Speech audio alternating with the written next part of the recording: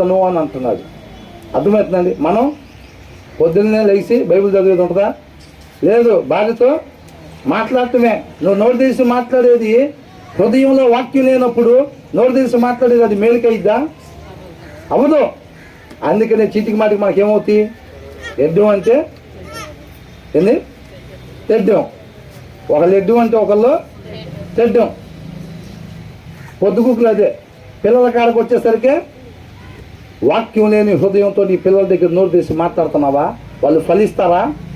నువ్వు బైబిల్ చదవు, నీ పిల్లలు మాత్రం ఎట్లా ఉండాలి? పాలంగి చౌగర్లాగా ఒకళ్ళు, ఇంకొకళ్ళు వచ్చి బిల్లి గ్రహం గారిలాగా పెరగాలి. ఇద్దరు కొనుక్కొని చూసావా? పెద్ద అబ్బాయిని చూసావా? చిన్న అబ్బాయిని చూసావా? అమ్మాయిని చూసావా? అమ్మాయిని చూసావా? ఆశ ఇదిపోతాయి అవన్నీ పెట్టిలోకి, బాక్స్లోకి. ఆ కోరికలన్నీ, ఆ ఆశలన్నీ ఎక్కడికి పోయేది? జాగ్రత్తగా బాక్స్లోకి వెళ్తాయి. అర్థమవుతుందండి. దావీదు ఏమంటున్నాడు?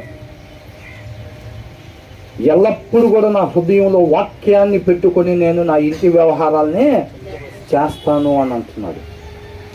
అదే ఆత్మీయంగా నిలబెట్టేది నా కుటుంబాన్ని అని అంటున్నాడు. మనలాగా వారానికి ఒకసారి ఇప్పుడు చదివేసేసి మిగతా టైం అంతా వాక్యం లేకుండా వాడితో మాట్లాడి, వీడితో మాట్లాడి, ఆఫీస్కి వెళ్ళి పనులు చేసుకొని, భార్య దగ్గర మాట్లాడి, పిల్లల దగ్గర మాట్లాడతాను అంటున్నాడా? అట్లాగా చేయను అంటున్నాడు. మనలాగా కేర్లెస్గా గాలిలో పెట్టిన దీపంలాగా ఆత్మీయ జీవితాలను అట్టబెడతలా దావీదు. నేను మనలాగా అంటే అందరి గురించి కాదండి, కొంతమంది గురించి. అవునా? ఎవరైతే ఉండట్లేదో, లైన్ దాటి బయటికి ఎవరైతే ఉన్నారో వాళ్ళు సరి చేసుకోవాల్సిన అవసరం ఉంది.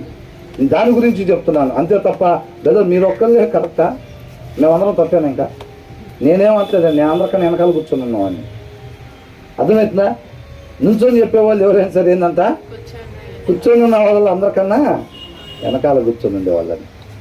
అర్థమవుతుందండి. ఎంత జాగ్రత్త తీసుకుంటున్నారు చూడండి. తన కంటితో ఏది పడితే అది చూడటానికి నేను అనుమతిని ఇవ్వను అని అంటున్నాడు. మనకుందా పరిస్థితి? మనకుందా పరిస్థితి? టీవీ రిమోట్ చేతిలో పట్టుకుంటే ఏం నొక్కుతున్నాం? ఫోన్ చేతిలో పట్టుకుంటే ఏం వీడియోలు చూస్తున్నాం? అవునా? దావీదులాగా ఉన్న పరిస్థితి మనకి. నీచమైన వాటిని చూడటానికి నా కంటికి నేను అనుమతిని ఇవ్వను. అలాగా సిద్ధపాటు అయ్యి ఉండి ఆయన కోసం ఎదురు చూస్తున్నాడు. అర్థమవుతుందండి. మన జీవితాల్లో కూడా ఎన్ని ఉన్నాయా? ఆర్ యు రెడీ అంటే ఏమంటున్నాం? రెడీ అంటున్నాం మనం. అవునా? ఒక్కసారి చెక్ చేసుకుంటే మధ్యలో గీత పెడుతున్నారు. మరి ఆ గీతతో కంపేర్ చేసుకుంటే మనం ఆర్ యు రెడీనా, లేకపోతే ఏం చేయాలి? ఫిజికల్ అయినా నాకు ఇంకా కొంత సమయం